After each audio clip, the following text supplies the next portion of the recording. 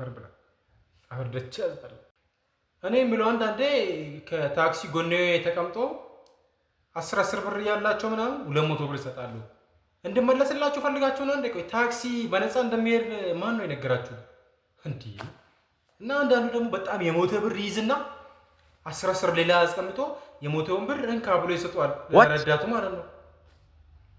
ምን አለበት አዲሱን ብትሰጥ? አንተ እኮ ፀሐይ ውስጥ እንዳትቆም እኮ ነው፣ በእግር እንዳትሰቃይ እኮ ነው የአገልግሎት ተሰጠ ያለው ታክሲ ማለት ነው እንዴ። እኔ ዛሬ ራሱ ማለት ነው ያጋጠመኝ ነገር ነው ይሄ ማለት ነው። ታክሲ አብሬ ጎን ቁጭ ብሎ 10 የለኝም ብሎ 10 የሆነች የሞተች 10 አውጥቶ ይሰጠዋል ልጁ ይሄን 10 እኮ እኔ ለራሴ ነው የሚሰጠኝ ሰውየው ማታ ላይ ባሉካው አሰብስቦ እነዚህን የራሴ አርጎ ነው የሚሰጠኝ እና እኔ ተጎጂ ነኝ ምናምን አለ ልጁ። ከዛው 200 ነው እኮ ነው ምናምን ይላል። ከዛን 200 ብሩን እኔ ዘረዝሯለሁ አንተ አይሏል ሌላ ማታ 10 ብር ያወጣል። ከዛ 10 ብር አዲሱን ይሰጠዋል ገና ማለት ነው።